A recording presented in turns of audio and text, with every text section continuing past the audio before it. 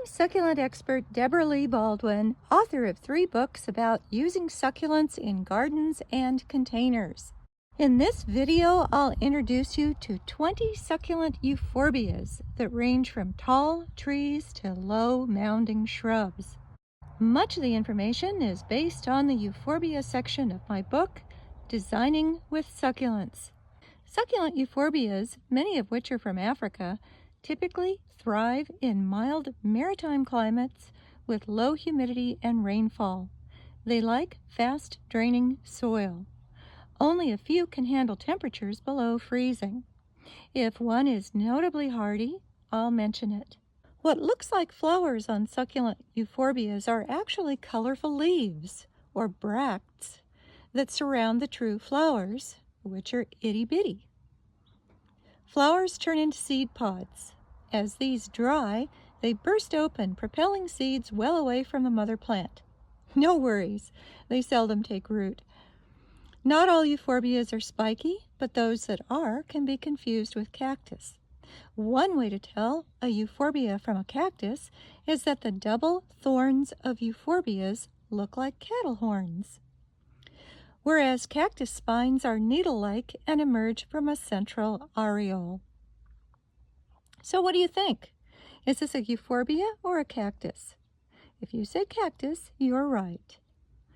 Another defining characteristic of euphorbias is milky latex sap. This is true even of non-succulent euphorbias, including spurge, weeds, and poinsettias. The degree of toxicity varies by species, but be cautious. Wear skin and eye protection when pruning euphorbias. Don't plant them alongside walkways or where children or dogs play. Let's start with showy Euphorbia ingens, which can get quite tall over time, to 30 feet or more. Upright green branches are ribbed with wavy edges.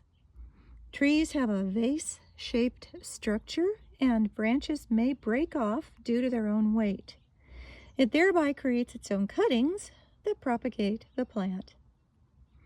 Euphorbia ammak, or African candelabra, looks similar to Euphorbia ingens, but has a tighter canopy. This is the green variety. The yellow variegated is a striking addition to gardens, and despite its creamy color, is resistant to sunburn. Euphorbia milii, a tropical succulent from Madagascar, has thorny stems that resemble rose canes.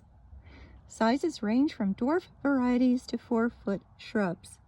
It prefers temperatures no lower than 40 degrees Fahrenheit or higher than 90. Euphorbia milii's numerous cultivars come in all warm colors.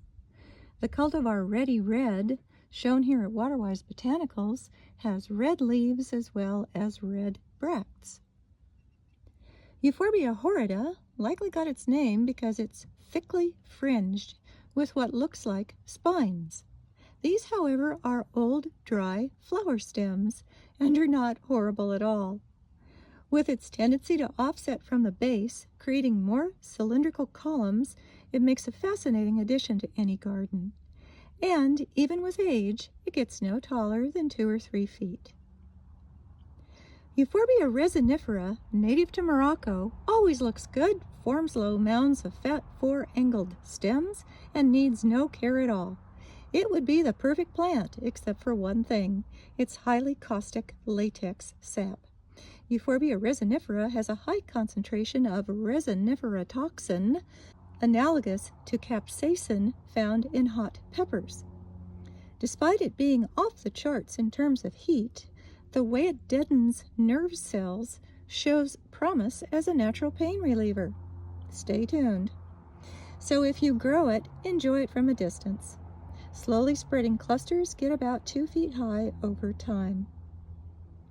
Euphorbia coerulescens forms a rangy colony of thick, knobby, and spiky 5-sided columns.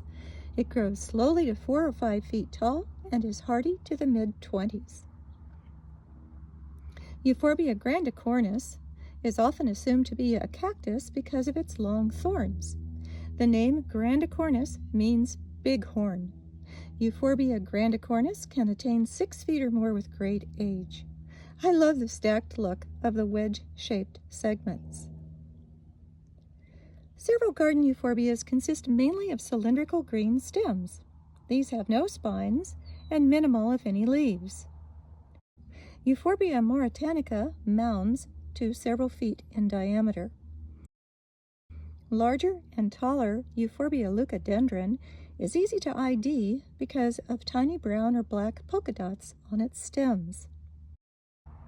Euphorbia antisyphilitica, candelilla, is thinner and more pendant.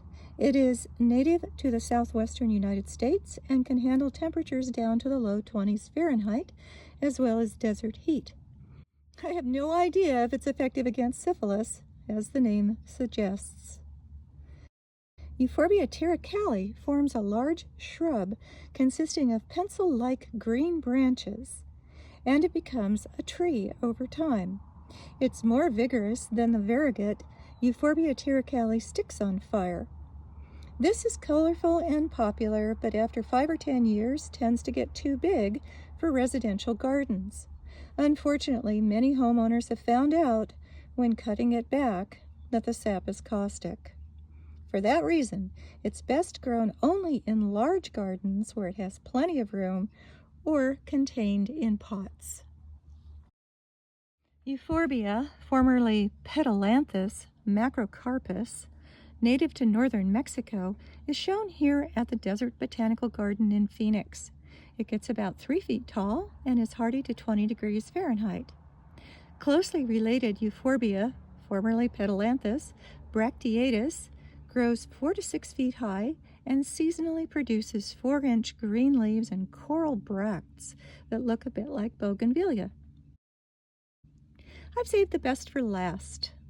The species I'll show you next are my favorite euphorbias for landscapes. They don't get overly large and make great sculptural focal points. The multiple upright branches of Euphorbia cooperi look like spearheads stacked atop each other. Each segment narrows at its top where it connects with the wider bottom of the one above it. Euphorbia canariensis looks like devil's post pile from a distance. Multiple stems that are square in cross-section rise vertically, unbranched, and curve slightly outward from the base. Euphorbia tetragona, like Euphorbia canariensis, consists of 4-sided stems. The difference is that Euphorbia tetragona is trunk-forming and the stems branch. This can make it top-heavy over time. Euphorbia trigona appears to explode upward from the ground into a tight mass of 3-sided stems. These are fringed with leaves in summer. A zipper-like variegation adds interest. Especially intriguing is the red variety, Euphorbia trigona rubra. I could do an entire video on leafy euphorbias that don't look like succulents and aren't classified as such. Especially noteworthy, and the only one I'm going to mention now, is Euphorbia lambii, a great small tree that is low water and easy care. Look for labeled photos of these and smaller succulent euphorbias that are perfect for containers on the Euphorbia page of my website.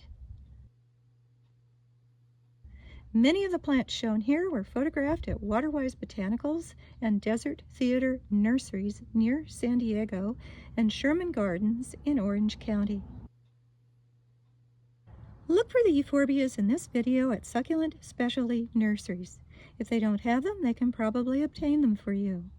Find a list in the video description. I'm Debra Lee Baldwin. Thanks for joining me.